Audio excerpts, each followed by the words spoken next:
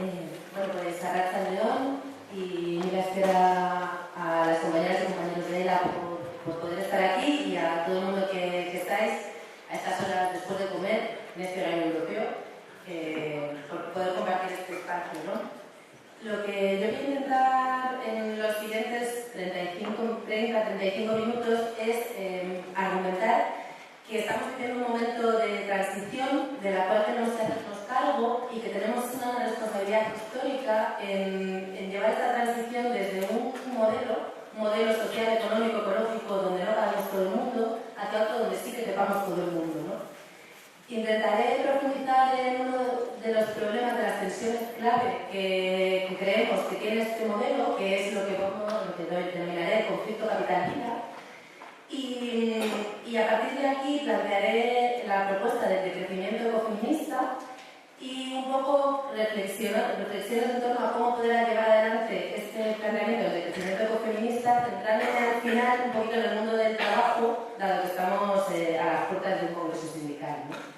Entonces, esto porque tengáis, digamos, una idea de por dónde se escucha. Si me pego menos, se escucha mejor, ¿verdad? Supongo, con menos eco. Entonces, vuelvo al principio lo que comentaba. ¿Dónde estamos hoy? ¿A qué mundo nos enfrentamos? Y como se expresa en la misma ponencia, que, bueno, por mi parte, en la medida que conozco, la enhorabuena, creo que es una ponencia que contiene un montón de elementos fundamentales y, digamos, como mía, por decirlo de alguna manera, a la altura de los tiempos. Como se expresa en la ponencia, estamos viviendo un momento de profunda crisis, de crisis multidimensional, de crisis que podríamos decir es sistémica e incluso civilizatoria, de un modelo civilizatorio que es capitalista, pero no solo capitalista, que también es heteropatriarcal, que es medioambientalmente depredador, que es colonialista, que es racista, que es lo que a veces hemos llamado esa cosa escandalosa. Entonces estamos viviendo un momento de crisis civilizatoria de esta cosa escandalosa en la que estamos situadas, que se une al momento de colapso ecológico. Es decir, hemos superado ya los límites del planeta, nos enfrentamos a una alteración permanente y brutal de los biorritmos del conjunto del planeta, a una pérdida de diversidad, a que hemos superado ya el pico de extracción de muchísimos materiales y otros están muy cercanos. Entonces tenemos que afrontar la crisis civilizatoria de esta cosa escandalosa y el colapso ecológico. Y esto nos pone, digamos, frente a dos retos. Por un lado, la cuestión de que estamos ya viviendo la transición. Estamos viviendo la transición de un mundo que conocíamos, no sabemos hacia dónde. Entonces, la pregunta es aquí, hacia dónde vamos a transitar y cómo evitar transitar hacia el abismo. Y por otro lado, esta crisis sistémica... Sí. Bueno, vamos a esperar que se una la compañera actual y así ya continúo.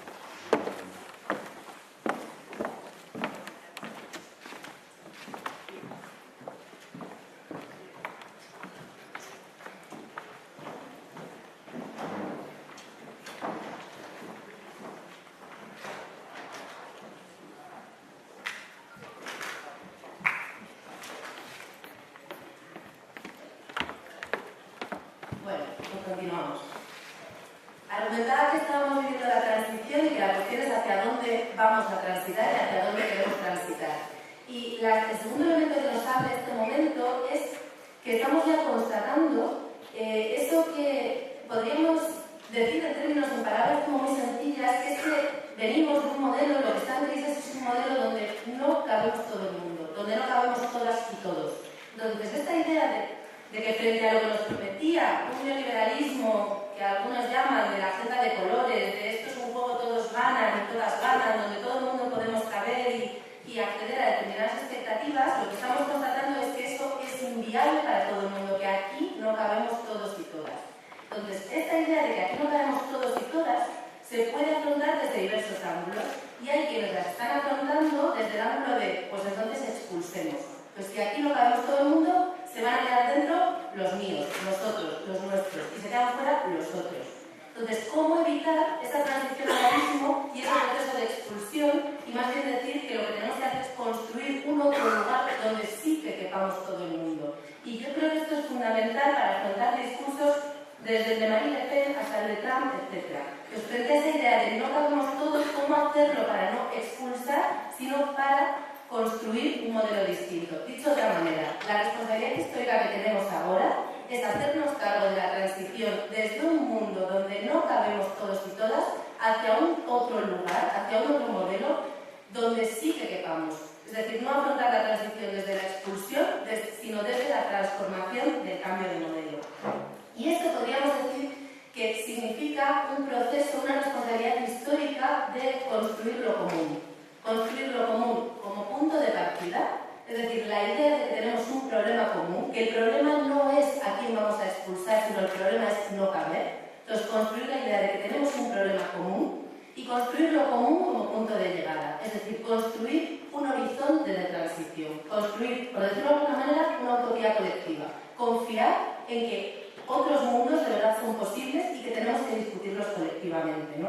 Entonces, digamos que la apuesta sería construir la propia idea de que somos el 99%. El 99% no es autoevidente. No se trata simplemente de desvelarlo, porque estamos atravesadas y atravesados por profundas desigualdades. El 99% hay que construirlo, porque si no, lo que se va a dar es ese proceso de expulsión, ¿no? Entonces, dentro de la idea de construir lo común como punto de partida, decía lo común como punto de llegada. Y el punto de llegada no puede ser la marcha atrás. El punto de llegada no puede ser aquello de lo que venimos. El punto de llegada no puede ser aquello de lo que venimos porque eso ya no es posible, como se nos dice desde distintos ámbitos. Desde la idea de que estamos en un proceso de estancamiento circular, donde va a ser casi imposible recuperar las tasas de ganancia y de rentabilidad de las que veníamos, porque hemos superado ya los picos de extracción del petróleo, que ha sido, digamos, lo que ha vehiculizado esta sociedad del crecimiento. Por diversos motivos, la marcha atrás no es posible, pero es que además no es deseable. No queremos volver atrás. Entonces, frente a la idea, por ejemplo, de una economía financiarizada, no se trata de recuperar la economía real y la producción, entre comillas. La idea de producción ha recibido críticas radicales desde distintos ángulos. Yo menciono muy brevemente dos. Desde el ecologismo social se nos ha planteado que frente a esa noción de la financiarización y de las burbujas no cabe recuperar la producción en el sentido de que la producción directamente no existe, que no producimos nada, que lo que hacemos es extraer y transformar lo que ya está en la superficie, en lo que ya está en la tierra, transformarlo mediante el uso de energía y generar residuos y emitir energía degradada, pero no producimos nada nuevo, salvo como mucho en el sector agropecuario. Sin embargo, el dinero, en la medida en que se ha convertido en un medio de acumulación y no de intercambio, nos da esa medida ficticia de acumulación y de crecimiento de algo que realmente no existe en sí mismo.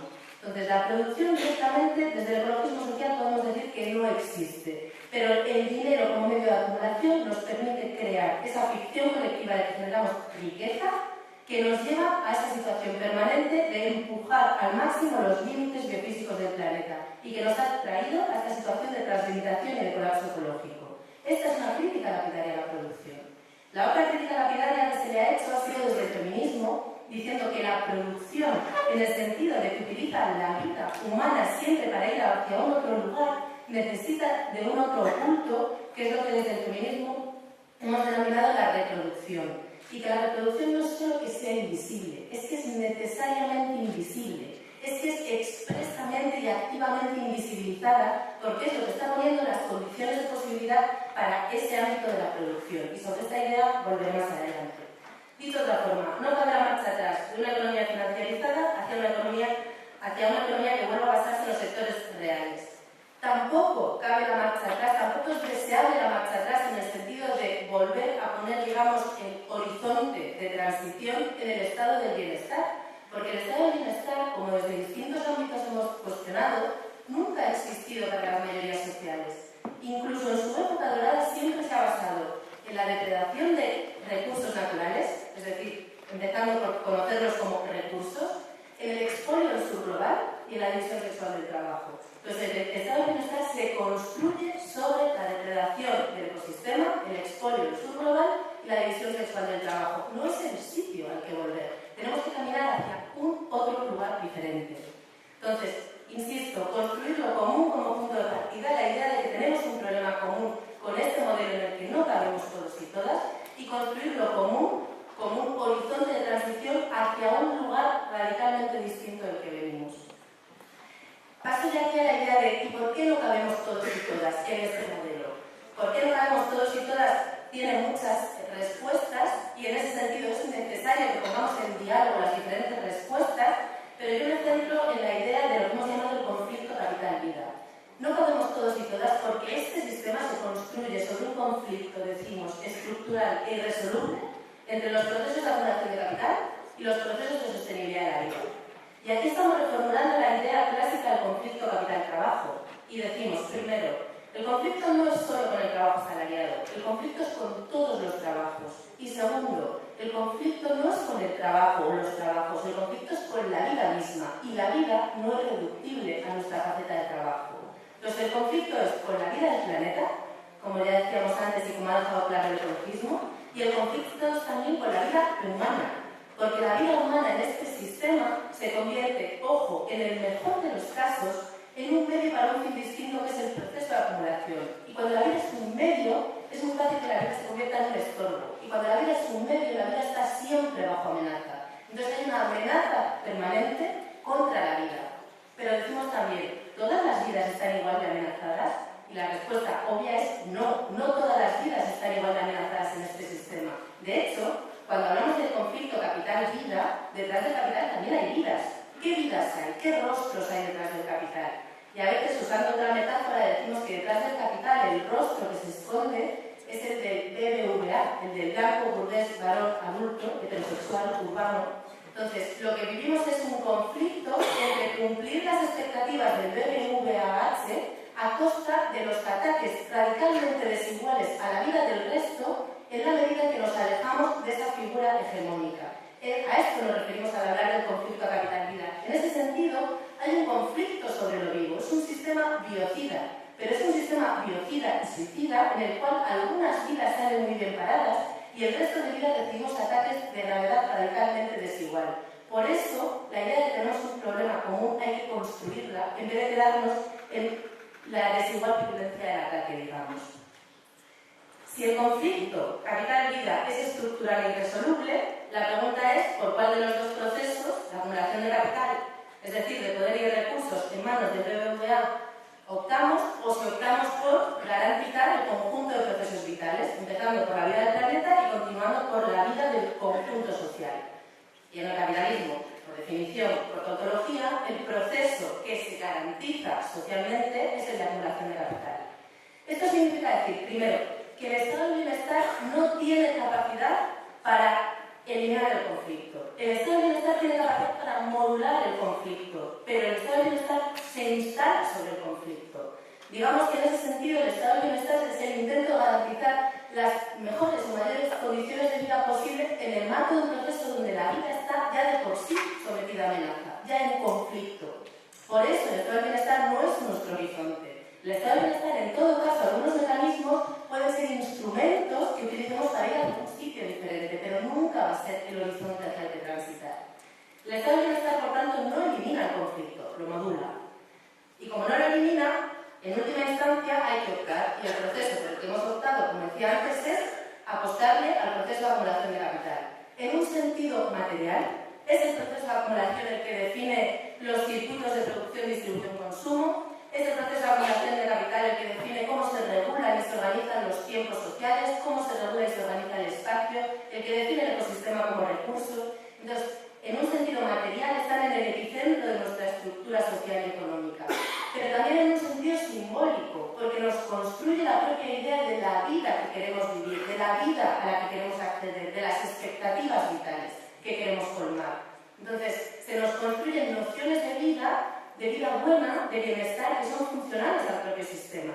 Decimos a veces que el sistema, que esta cosa escandalosa se impone tanto por la vía de la violencia, y volveré a esto al final, pero también por la vía de la seducción, por la vía de hacernos sentir lo que decía antes, que aquí cabemos todos, cuando es mentira. Y de aquí pues, uno de los elementos clave a cuestionar es que precisamente este sistema nos construye una idea de vida radicalmente individualizada, una noción de autosuficiencia que niega, en primer lugar, la vulnerabilidad de nuestra propia vida, de nuestros propios cuerpos, y que nos niega los vínculos con el resto. Nos niega, lo que decimos, es una realidad existencial de base de interdependencia, Y en este sentido decimos la economía es una red de interdependencia que construimos para poner las condiciones que hagan posible una vida que es vulnerable en sí misma, y sin embargo esto se niega en el marco de este sistema y nos vende la economía como un terreno donde interactuamos sujetos individualizados a cada quien más listo y más lista, y se niega también la ecodependencia. Entonces se nos construye, digamos, que la propia noción de vida a la que aspiramos con esta idea de la autosuficiencia está intoxicada y es parte del problema que tenemos. Pero un paso más allá, decía antes, conflicto capital-vida que no se resuelve mediante el estado del bienestar, mercados en el epicentro, y la siguiente pregunta entonces es, ¿y entonces la vida cómo sale adelante? Porque es que si no hay vida, tampoco hay mercados, ni hay BBVA, si no tiene otras vidas a las que explotar. Y decimos, la vida se resuelve delegando la responsabilidad de mantenerla delegándola a las esferas privadas. La responsabilidad de sostener la vida en este sistema no es colectiva, está privatizada en primer lugar. En segundo lugar, está puesta en manos de las mujeres, está feminizada. No solo en manos de las mujeres en un sentido de cuánto tiempo de trabajo se destina cada quien a cada cosa, sino que se vincula a la noción misma de lo que es ser mujer. Ser mujer, bajo la idea de feminidad hegemónica, es dar la vida por garantizar la vida ajena. Es estar teniendo una vida supeditada a las necesidades del otro y de la otra. Es asumir la responsabilidad de cuidar la vida en un sistema donde la vida no es prioridad. Se privatiza, se feminiza y decimos en tercer lugar se invisibiliza. Porque encargarte de sostener la vida en un sistema donde la vida no es prioridad, sino que es en el mejor de los casos un medio, no te da acceso a derechos sociales y económicos, no te construye ciudadanía económica y social y en última instancia, y esto es digamos donde reside el problema, no construimos sujeto político y reivindicaciones políticas desde ahí. La vida se garantiza desde las esferas económicas desde las cuales no hacemos política y no cuestionamos el sistema. Entonces, en el sentido profundo se invisibiliza porque no existe en términos políticos. Dicho en términos muy sencillos, la única forma de aceptar vivir en un sistema donde la vida está constantemente puesta en riesgo es no verlo. Y un mecanismo clave para no verlo es derivarlo a las esferas que políticamente no existen, las esferas económicas que no son economía, que de hecho no son casi ni social, que en el mejor de los casos son el problemita individualizado de las mujeres en sus casas. En términos muy simplones, luego si queréis en el debate complejizamos, que todo esto es mucho más complejo, pero podríamos decir que el capitalismo es un conjunto de organismos que permite acumular poder y recursos en torno a esa figura hegemónica del BBVA y que el heteropatriarcado es uno de los mecanismos clave que sostiene eso en la medida en que genera que garantiza la existencia de sujetos subyugados y de esferas invisibilizadas donde se asume la responsabilidad de sostener una vida que está constantemente sometida a ataque y que no es la prioridad sino el medio.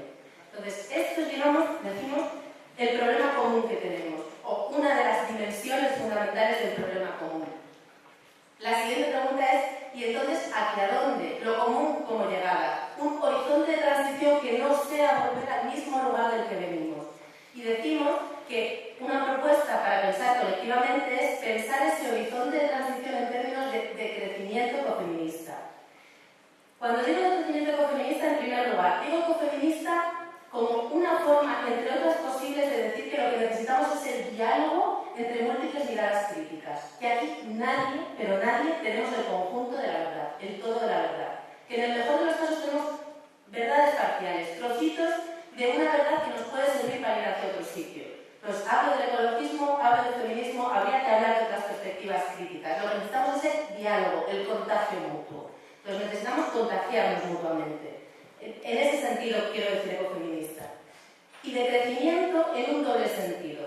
Como nos dicen desde el ecologismo, de crecimiento, porque el decrecimiento de la esfera material del sistema va a ser sí o sí, lo queramos o no. Vamos a tener que aprender a vivir con menos materiales, con menos energía, con menor generación de residuos. Entonces, que transitamos hacia sociedades con un menor metabolismo socioeconómico es un hecho, es un dato, no es una opción. La opción es si de esto nos hacemos cargo o no, como decía al principio. Entonces, de crecimiento ecofeminista en el sentido de precisamente hacernos responsables y hacernos cargo de este obligado decrecimiento de la esfera material del sistema. Pero de crecimiento también en el sentido de que la lógica de acumulación de capital deje de ser precisamente el eje vertebrador de este sistema para poder construir otro sí que tengamos todo el mundo. Entonces, de crecimiento en el sentido de romper con esa centralidad en términos materiales y simbólicos del proceso de acumulación de capital, enlazando con lo que decía antes, ¿no? Para avanzar, ¿hacia dónde? Pues podríamos decir, para avanzar hacia una estructura socioeconómica donde construyamos, que tenga, digamos, como al menos tres características. En primer lugar, donde construyamos una responsabilidad colectiva en poner las condiciones de posibilidad de la vida. Con esto estoy queriendo decir que la vida no es por arte de magia, la vida no es por casualidad, la vida no es por intervención divina, la vida es si la cuidamos, si la hacemos posible. Y la economía va de hacer posible la vida junto al resto. Y la responsabilidad de hacer posible la vida tiene que ser colectiva. Entonces, queremos un sistema donde pongamos las condiciones de posibilidad de la vida de manera colectiva, como una responsabilidad compartida. En segundo lugar, un sistema socioeconómico sobre el cual tengamos capacidad de decisión y autonomía sobre los procesos vitales, donde recuperemos soberanía a distintos niveles, desde la soberanía y la autonomía sobre el propio cuerpo a la soberanía territorial, a la soberanía como pueblo. Entonces, la soberanía no entendida en términos individualizados, sino entendida en términos colectivos. Y en tercer lugar, avanzar hacia un otro sistema donde construyamos colectivamente una idea distinta de la vida que queremos vivir, donde rompamos con esa idea tóxica de lo que llamamos hoy bienestar, donde construyamos colectivamente una noción de lo que podríamos llamar buen convivir, que respete al menos dos criterios éticos irrenunciables. Primero, o es para todo el mundo o no es convivir. Dos, o es universalizable o no es buen convivir. Y en segundo lugar, o reconocemos la diversidad de lo que somos y de las vidas o tampoco lo es.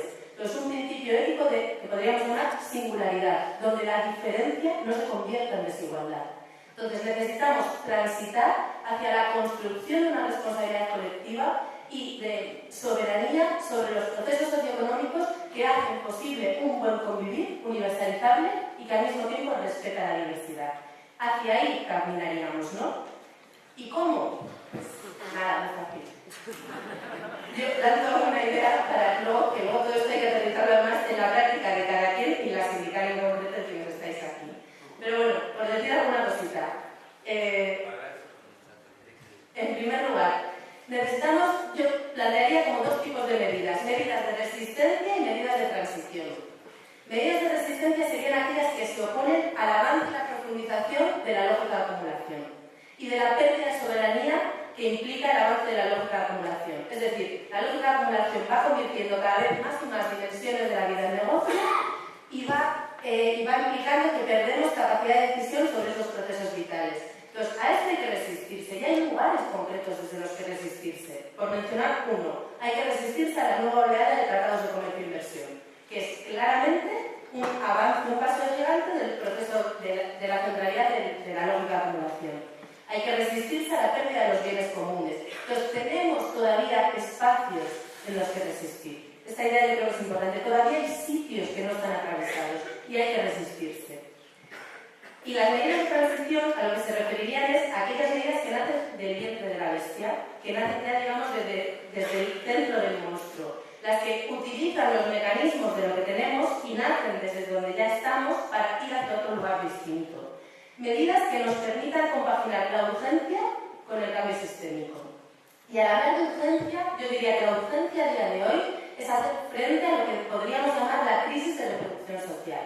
La profundización y la expansión de la crisis de reproducción social que antes vivía el sur global y que está afectando a cada vez más ámbitos del planeta y a más sectores sociales, en un proceso de lo que podríamos llamar periferización del centro o fin del sueño del desarrollo, entre comillas. La crisis de reproducción social que se caracterizaría al menos por tres elementos. Primero, por un proceso de intensificación y multiplicación de las realidades de precariedad vital. Y al hablar de precariedad vital, nos estamos refiriendo a algo más amplio y más complejo que simplemente la precariedad laboral, aunque la precariedad laboral se incluye. Entonces hay que desprecarizar la vida. En segundo lugar, la crisis de reproducción social implica que se multiplican las situaciones de exclusión y que se acorta el trecho entre precariedad y exclusión. Y esto también hay que revertirlo. Y en tercer lugar, la crisis de reproducción social implica que estamos afrontando un momento de hipersegmentación social. donde no nos dividimos entre el 1% y el 99% entre los de arriba y los de abajo, sino que se multiplican los vectores y los ejes de desigualdad. Entonces, el proceso de hipersegmentación social hay que frenarlo también. Esto es urgente.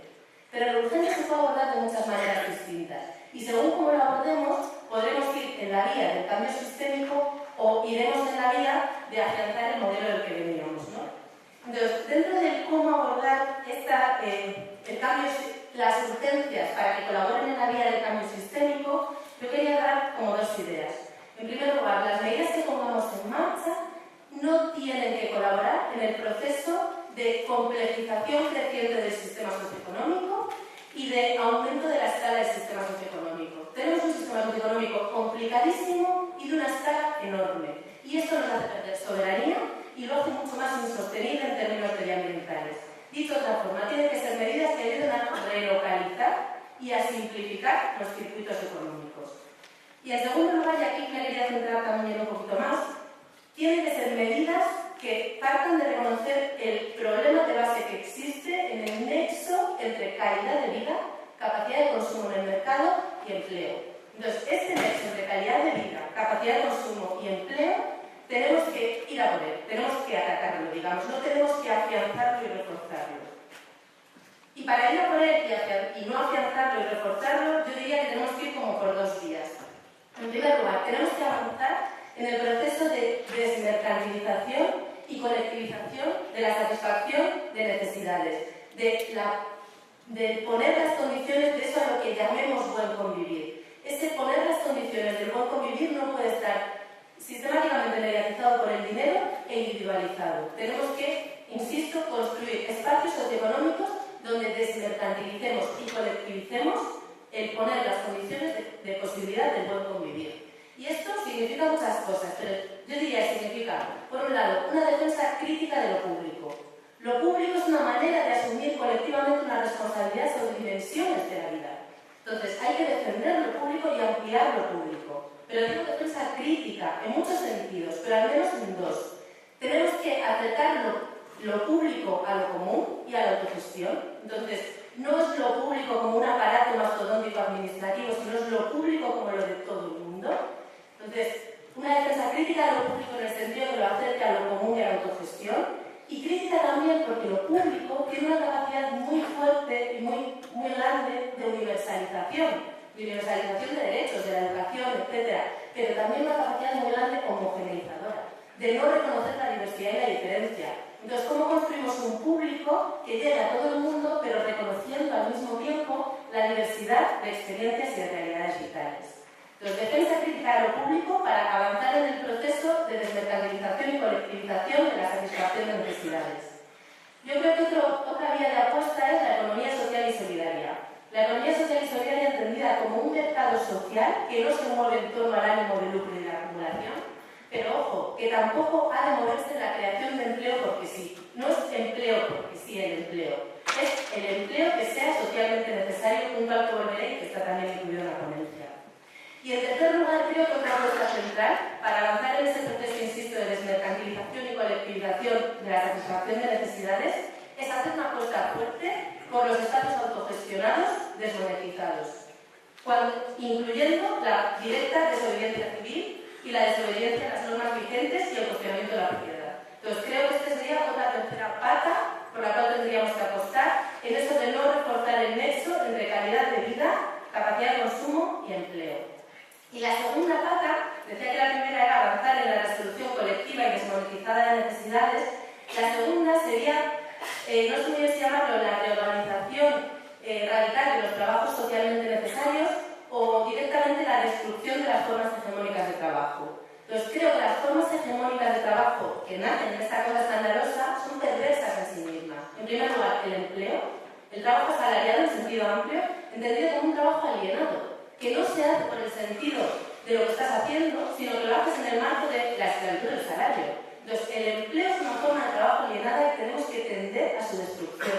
Y con esto no me refiero a que desaparezca todo el trabajo remunerado, me refiero a que desaparezca el trabajo asalariado. Y la otra forma hegemónica de trabajo en este sistema no es solo el trabajo asalariado, es que el trabajo asalariado tiene una contracara, a la que no sabemos muy bien qué nombre poner, y yo voy a llamar aquí con pinzas, cuidado. cuidados. Entonces, la contracara del trabajo asalariado son los cuidados, entendidos no como esa cosa bonita que queríamos construir de cuidar la vida de manera compartida y colectiva, sino lo que los cuidados son a día de hoy, que son los trabajos residuales del capitalismo heteropatriarcal, que se encargan de tres cosas. Se encargan de hacer todo lo demás necesario para que la vida funcione y que no podemos ni comprar con dinero ni nos lo da el Estado. Todo lo demás lo hacen los cuidados, sea cocinar, sea proveer de fuentes energéticas si te tienes que ir a recoger leña, sea construir una casa si no puedes comprar una vivienda. Todo lo demás necesario, en primer lugar. En segundo lugar, se encargan de garantizar trabajadores plenamente disponibles y flexibles para las empresas. Lo que hemos llamado el trabajador champiñón a veces, el que parece que brota de la nada cuando abre la fábrica y vive solo del dinero que le da la empresa y desaparece cuando la fábrica chapa. El trabajador champiñón que no tiene ni necesidades ni responsabilidades lo garantiza la cara oculta del trabajo salarial, los cuidados. Y en tercer lugar, los cuidados se encargan de reparar, en la medida de lo posible, la vida sometida a ese acoso y amenaza permanente de la lógica de acumulación. Y los cuidados hacen estas tres funciones bajo tres condiciones, como decía antes, privatizados, feminizados e invisibilizados. Pues bien, los cuidados es la otra forma de trabajo hegemónica que tenemos que destruir. Entonces, tenemos que destruir el trabajo asalariado y su contracara de los cuidados. Voy acabando, que me quedan 5 minutitos. Para destruir estas cosas, entonces, solamente, digamos que el proceso de destrucción de estas formas de trabajo hegemónica nos hace avanzar en la reorganización de los trabajos socialmente necesarios. En primer lugar, ¿qué es lo socialmente necesario? No podemos definirlo ya, porque lo socialmente necesario va a ser definido cuando discutamos colectivamente a qué vamos a llamar buen convivir, que respete el criterio de universalidad y de singularidad. ¿Qué sectores necesitamos? ¿Qué trabajos necesitamos? Pues depende qué es lo que queramos construir socialmente, ¿no? La reorganización implica un proceso simultáneo de redistribución y de revalorización.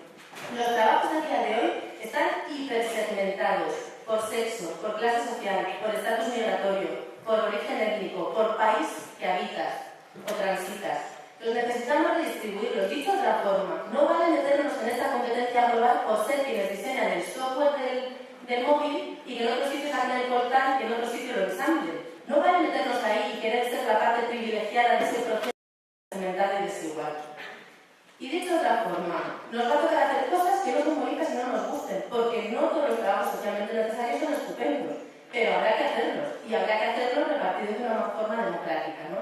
Entonces hay que redistribuir y, en segundo lugar, hay que revalorizar, porque la forma actual de valorar los trabajos es profundamente perversa y refleja precisamente los valores de ese sistema con el que queremos romper. En primer lugar, es una forma heteropatriarcal. Es una forma heteropatriarcal donde los trabajos masculinizados tienen mayor valor social cuanto mayor sea su valor económico. Cuanto más ganes, más importante es, porque se hacen por lucro. Los trabajos feminizados tienen mayor valor social cuanto menor sea el valor económico, porque se hacen por amor. Mejor madre eres cuanto más gratis lo hagas. Como seas una empleada de hogar que te niegas a criar al anciano hasta que no te suban el salario, eres en el fondo de los fondos eres una mala mujer. Entonces, con este esquema heteropatriarcal de valoración de los trabajos, que además en última instancia solo llama trabajos a una parte, queremos romper. Pero también queremos romper con un sistema capitalista de valoración, donde se valoran más los que colaboran de una manera más directa con el proceso de acumulación. Entonces necesitamos redistribuir y revalorizar los trabajos. Y esto se concreta, pues se puede concretar seguro en muchísimas cosas, pero yo quería sacar 4 puntos. Se concreta, en primer lugar, en una defensa crítica del empleo, como yo creo que en gran medida se reconoce en la ponencia de ELA. Defensa crítica del empleo es que sí vamos a defender el empleo, aunque queramos destruir el trabajo asalariado, pero lo defendemos críticamente en el sentido de que lo defendemos en el marco de una reconversión de la matriz productiva, como en la ponencia se deja bien claro. Que yo diría que a lo mejor podríamos llamarlo avanzar de una matriz productiva a una matriz reproductiva, donde habrá sectores que tengan que tender a disminuir y sectores que tengan que aumentar o que tengan que cambiar sus condiciones. Porque hay muchos trabajos de cuidados que ya existen, que no hay que crearlos, porque hay que cambiar las condiciones en las que se hacen. Entonces, defensa crítica en el marco de una transformación de fondo, de una reconversión de fondo de la matriz productiva. Y defensa crítica también en el sentido de que el empleo deje de ser el elemento central que nos da acceso a derechos sociales y económicos. Lo que podríamos llamar un de la seguridad social, de la protección social. Entonces, que no sea el empleo el que nos da el acceso a derechos sociales y económicos, sino que los derechos sean universales. Y esto implica atrevernos, por ejemplo, a decir cosas como que a lo mejor hay que romper el hecho de que las pensiones se paguen solo del fondo de pensiones y que no pueda salir el dinero de los presupuestos generales del Estado. Esto no significa decir que tenga que dejar de haber cotizaciones a la seguridad social pagadas por la empresa, en absoluto. Lo que significa es decir que esas cotizaciones no pueden ser la vía individualizada de entrada a los derechos, sino que tienen que ser una de las formas en las cuales exigimos a las empresas que paguen por la reproducción de la mano de obra de la que se aprovechan día a día. Entonces, enfocarlas, digamos, desde otra óptica, desde exigir, insisto, a las empresas que costeen el proceso de reproducción de la mano de obra de la que se lucran. Primero, defensa crítica del empleo. Segundo, que me pierdo, reducción radical de la jornada laboral, cosa que también se reconoce en la ponencia, entonces no me voy a extender aquí. Pero una reducción radical de la jornada laboral es una de las, yo creo, de las reclamaciones clave que nos pueden hacer avanzar hacia ese cambio sistémico. Es una medida de transición, yo diría, claramente. Una reducción radical de la jornada laboral sin pérdida de masa salarial, pero sí con un proceso de revisión y redistribución de los salarios, eso sí. En tercer lugar, un reparto radicalmente equitativo de los trabajos invisibilizados que se hacen en las casas. Esto es absolutamente crítico, porque hay muchísimas cosas que se hacen en los hogares que se van a seguir haciendo ahí, y hay muchas cosas que nunca deben dejarse de hacer ahí y que deben volver, porque son trabajos que nos permiten no perder el vínculo con lo que somos y que nos permiten no perder de vista lo que cuesta mantener un cuerpo, lo que cuesta mantener la vida. Entonces, no podemos entrar en un proceso creciente de externalizar las actividades que nos permiten funcionar cotidianamente, que nos permiten ser quienes somos y estar aquí hoy. Si perdemos de vista esto, primero, es muy fácil que perdamos simplemente de vista la importancia que tienen y el valor que reside en ellas. Y en segundo lugar, es que si no hacemos eso, no nos enteramos de dónde se está resolviendo el conflicto capital-vida. Si no hacemos esos trabajos, no estamos viendo la dureza del conflicto en lo cotidiano. Como decíamos hace años con las compañeras en otro sindicato, es que no cuidar es procapitalista. Porque si no cuidas, no te enteras de lo que significa cuidar la vida en un sistema que la ataca. Entonces, reparto radical por justicia de género y por justicia de clase social y por justicia global en el marco de un proceso de externalización creciente de estas labores, pero también porque solo así podremos tener la fuerza política suficiente, solo viendo la profundidad del conflicto y sintiéndola en lo que nos toca a cada quien, podremos tener la fuerza política suficiente para afrontar, digamos, este sistema. Y en cuarto lugar,